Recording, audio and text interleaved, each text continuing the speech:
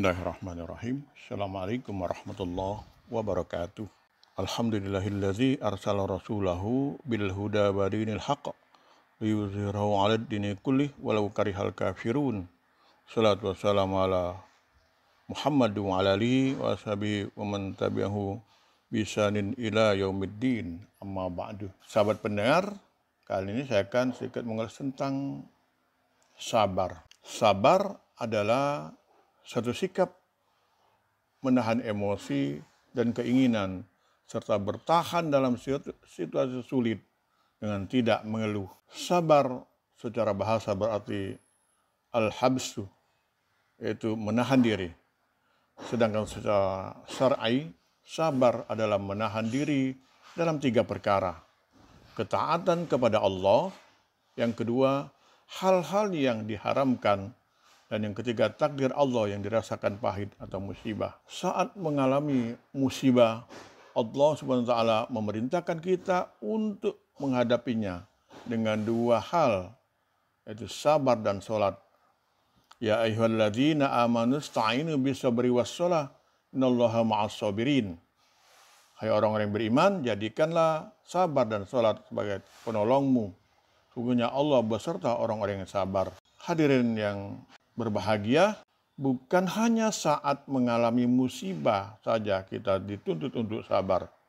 Seperti dalam pengertian sabar secara syar'i yang saya sampaikan tadi, maka kita juga dituntut untuk sabar dalam ketaatan kepada Allah dan hal-hal yang diharamkan. Mengapa terhadap 2 hal itu kita harus dituntut untuk sabar? Karena tidak mudah menjalaninya. Bahkan bagi sebagian orang itu sangat berat. Taat kepada Allah Subhanahu wa Ta'ala dan menjauhi hal-hal yang diharamkan itu bukan perkara ringan. Semudah membalik telapak tangan. Bagi orang-orang yang ingkar kepada Allah Subhanahu wa Ta'ala dan tidak ikhlas menjalani kehidupan, itu sangatlah berat.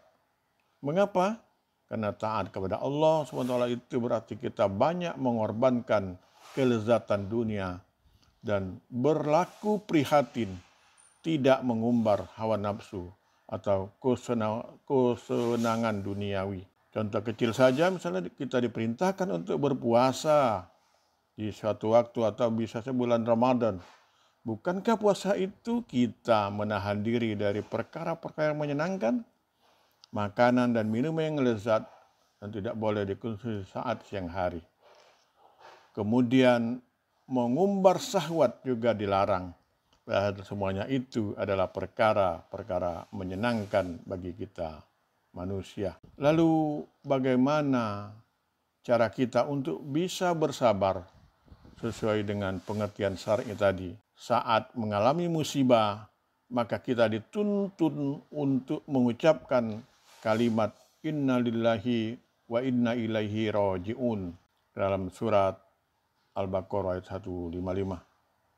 Sebab dengan mengucapkan inna lillahi wa inna ilaihi raji'un, maka kita akan segera sadar bahwa segala sesuatu yang ada di dunia ini pada hakikatnya bukanlah milik kita, tetapi milik Allah semata.